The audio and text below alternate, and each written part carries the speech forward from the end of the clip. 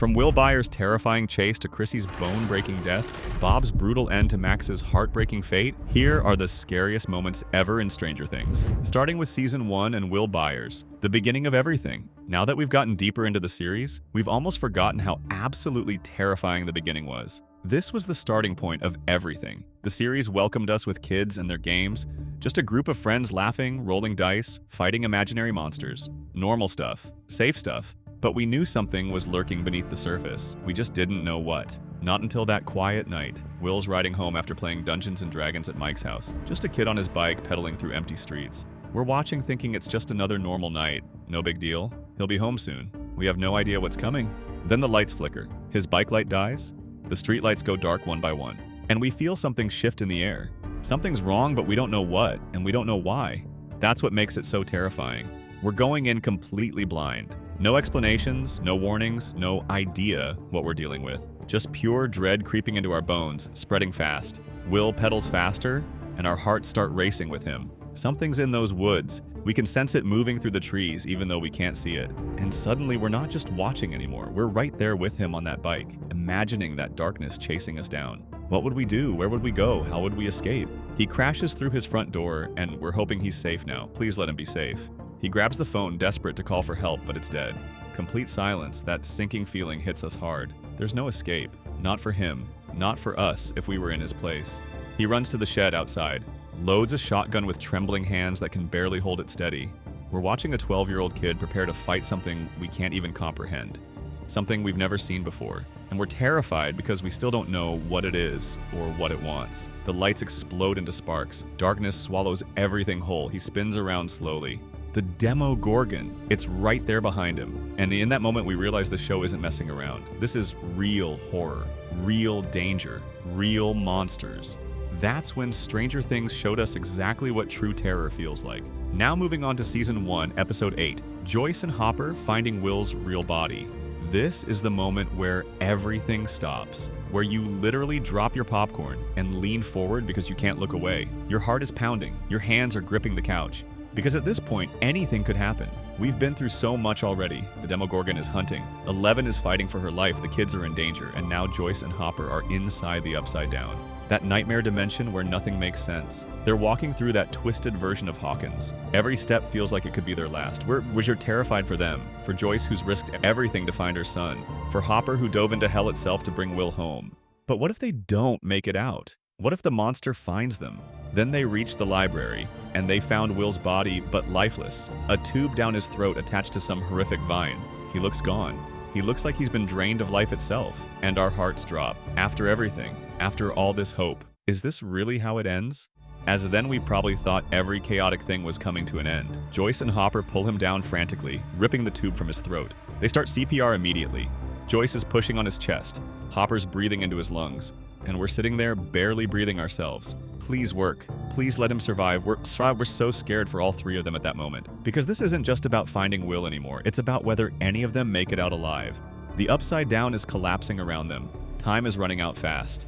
This was the scene that made us realize in Stranger Things, happy endings aren't guaranteed. Anyone could die. Anything could go wrong. And we were absolutely terrified. Next up is Season 2, Episode 8, Will possessed by the Mind Flayer. This is the moment that breaks you, where horror meets heartbreak and you don't know which one hurts more. Because we're not just scared anymore, we're devastated. We've watched Will suffer all season. The visions, the episodes, the connection to the Mind Flayer growing stronger. And we knew something terrible was coming, but nothing prepared us for this. Joyce realizes what needs to be done, though it was a painful thing for a mother to do, but they had to burn the Mind Flayer out of him. They crank up the heat, the room gets hotter and hotter, and Will starts screaming, not only because he's in pain, but because the thing inside him is burning. Then suddenly, his face twists into something we don't recognize. His voice drops, became cold and evil. That's not Will anymore, it was the Mind Flayer speaking through him. And suddenly the sweet, innocent kid lunges at his own mother. His hands wrap around Joyce's throat, strangling her almost to death. At that point, we were possibly thinking he was going to transform completely. Is the monster going to tear through his body? And Joyce is fighting her own son, the boy she risked everything to save. The boy she pulled from the Upside Down, now he's trying to end her life. Meanwhile, the kids are trying to burn the tunnel, fighting to save Will without even knowing if it's working. We're bouncing between both scenes, between Will attacking Joyce and the kids in mortal danger. Our hearts are racing because we don't know who's going to survive this. Then slowly, Will starts coming back, and we realize the plan worked. Burning the tunnel saved him. But that image of Will possessed, that moment he attacked Joyce and the terror in her eyes fighting the thing wearing her son's face wasn't just scary, but heartbreaking. Now let's shift gear to Season 2, Episode 9, Bob's Death.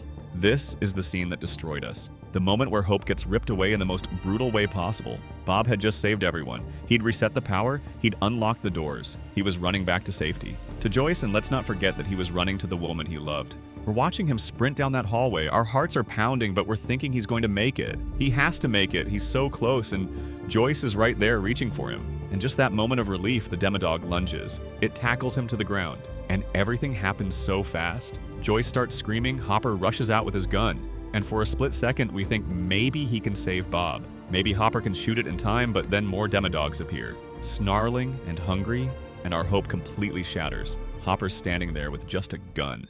How is he supposed to fight these monsters?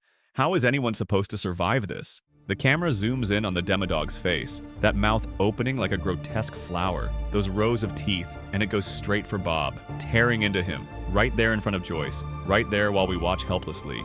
The kindest man in Hawkins, gone in seconds. It's not just scary, it's heartbreaking. He was just a good man trying to save the people he cared about, and the Upside Down didn't care. Next up is Season 3, Episode 4, Billy in the Sauna.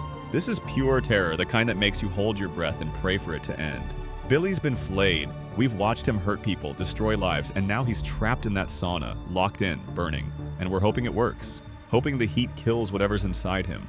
But then he starts breaking out. His fists slam against the door. Once, twice, the glass cracks, the metal bends. And we realize this thing inside Billy isn't going to die easily. It's making him stronger, angrier, more dangerous than we ever imagined. He smashes through, steps out, and the look on his face is pure evil.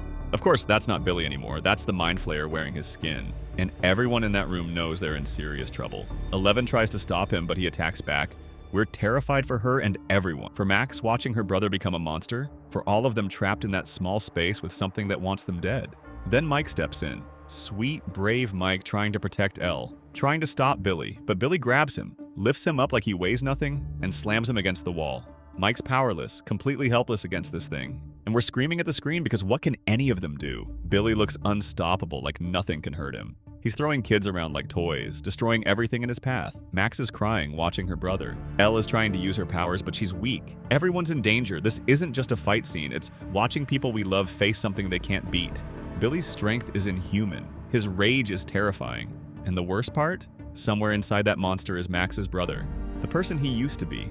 Trapped, suffering, lost. That's what makes it so heartbreaking. We're not just scared of Billy, we're scared for him. And we don't know if anyone's getting out of this alive. Moving on to Season 4, Chrissy's death. Everything feels different this time. Lighter, almost normal. The kids are in high school now. There's basketball games, parties. Eddie's running his Hellfire Club. Life in Hawkins seems to be moving forward, and we're watching thinking maybe they finally get a break. Maybe the horror is behind them. Chrissy Cunningham is the perfect cheerleader. Popular, beautiful, living the dream life. But she's struggling, seeing things, hearing things. When she reaches out to Eddie for help, we think it's just going to be a simple drug deal. Something small, something harmless. Then it happens. Then her eyes go blank. She's trapped in a vision, and we're helpless watching it unfold. She sees her mother at a sewing machine, but the face is wrong, distorted, twisted with something monstrous. She runs, terrified, desperate to escape. A voice starts screaming at her to open the door, distorted and violent. She searches for her dad, hoping he can save her. He turns around and our hearts drop. His eyes and mouth are sewn shut, jagged stitches cutting through his skin. Blood and fluid leak from the wounds as he tries to scream but can't. He's suffering right in front of her and there's nothing she can do. Then she sees him. This creature. This thing we've never encountered before. Long fingers, burned, twisted flesh. And he speaks those chilling words. It's time for your suffering to end. In her mind, his hands press against her face. In reality, she's pinned to the ceiling, levitating while Eddie watches in absolute terror. Her arms snap first, breaking backwards, then her legs crumpling inward at impossible angles. Her body folds in on itself, bones shattering, limbs twisting. Blood pours from her eyes before they implode inward, crushed and destroyed. Eddie's standing there frozen, watching someone get murdered by something he can't see, can't fight, can't understand. Imagine being in that room, witnessing that level of brutality, and knowing you're completely powerless to stop it. That's pure nightmare fuel. Just imagine you in Eddie's state. And at that point, we didn't know Vecna, and we were like, who is this monster? What is the deal with him? Next up is Season 4, Nancy's Vision. This scene doesn't last long, but it absolutely destroys you emotionally. Nancy's trapped in the Upside Down trying to find her way back when suddenly everything shifts. She's not where she was anymore. Time and space seem to bend around her, and she realizes something's very wrong. She's in a pool. A vine-covered, decaying pool that looks horrifyingly familiar. Her heart must be racing because we know exactly where she is. This is the pool where Barb died back in Season 1. The friend Nancy lost. The guilt she's carried for years. And now she's standing right there in the place where it all went wrong. Then she sees it in the corner. A mass. Something rotting and twisted, covered in vines. She moves closer, even though every instinct is screaming at her to run, and when she realizes what it is, her whole world shatters. It's Barb, or what's left of her. The lower half of her body has completely decomposed into a pile of rotting flesh and goop. The vines have consumed her, turned her into part of the Upside Down itself, and when the camera moves in close, we see her face. Decayed, hollow, terrifying. This was Nancy's best friend, the girl she promised to protect, the girl whose death she's blamed herself for all these years. This isn't just body horror. This is emotional devastation. Nancy's staring at the physical proof of her failure. The friend she couldn't save now reduced to a rotting corpse in this nightmare dimension. And she has to stand there looking at it, processing it, living with it. We're watching Nancy relive her worst trauma while literally facing the decomposed body of someone she loved. That's the kind of horror that doesn't just scare you in the moment, it haunts you long after. It's grief and guilt and terror all wrapped into one absolutely brutal scene.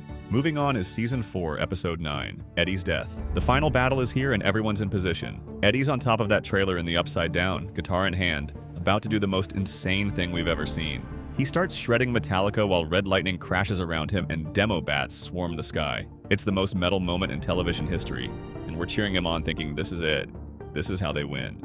But then reality hits. The demo bats are going after Robin, Nancy, and Steve. They're heading straight for them, and Eddie knows if he doesn't do something, his friends are dead. So he makes a choice. He's going to draw them away, lead them somewhere else, sacrifice himself so the others can finish the mission. We're watching this unfold, and panic sets in because, wait, this feels like Dustin's death. Sweet, innocent Dustin who's right there with Eddie.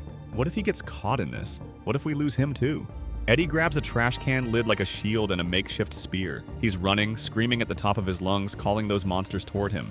And they come. Hundreds of them, swarming, attacking, crashing into him with their razor-sharp teeth. He's fighting, but there's too many. They're biting him, tearing into his flesh, ripping him apart piece by piece. We can only sit there watching in absolute agony as this beloved character gets slowly chewed to death. There's no dramatic music, no heroic save, just brutal reality. Dustin reaches him and holds him as he's dying. Eddie's covered in blood, his body destroyed, but he smiles. He tells Dustin he didn't run away this time. He was brave. And then he's gone. This isn't scary because of monsters. It's scary because we knew from the moment he made that choice, Eddie wasn't coming back, and we had to watch every horrifying second of it. Lastly is Season 4, Episode 9, the showdown with Vecna and Max's fate. The plan is set. Max is the bait. She's going to lure Vecna in while the others attack him in the Upside Down. Eleven's in a makeshift sensory deprivation tank ready to protect Max from inside her mind. Everything has to go perfectly or Max dies. But then Jason shows up. He bursts in looking for Lucas, convinced he's part of some satanic cult. He sees Max in a trance, eyes rolled back, body rigid. He thinks Lucas is killing her, and we're sitting there terrified because Jason has no idea what's actually happening. He starts fighting Lucas, throwing punches, slamming him around, and all we can think is please don't hit Max, please don't wake her up, please don't break her Walkman. Every punch Jason throws could end everything, could kill Max, could doom them all. We're scared for Lucas getting beaten down and scared that one wrong move ends Max's only chance at survival. This could be Lucas's end right here. Meanwhile, Max turns off her Kate Bush song, her safety net, her protection. She's completely vulnerable now, standing in the vision of the snowball dance from Season 2, and Vecna appears. You can't hide from me, Max. He's got her exactly where he wants her. No music, no escape, just a 14-year-old girl facing a monster that's already killed so many. He throws her around like she weighs nothing, slamming her into walls, breaking her body. We're watching helpless as she gets destroyed. Then her bones start breaking, arms snapping, legs twisting. She's lifted into the air just like Chrissy, just like all the others. Lucas finally breaks free and reaches her, but it's too late. She falls into his arms, eyes gone, limbs shattered, dead. Lucas is sobbing, holding her broken body. We're sobbing. 11 screams and somehow brings her back, but Max slips into a coma. She's alive, but she's gone, and we don't know if she's ever coming back. We know there are probably moments we missed, scenes that absolutely terrified you that we didn't cover. So drop them in the comments below. Don't forget to like and subscribe.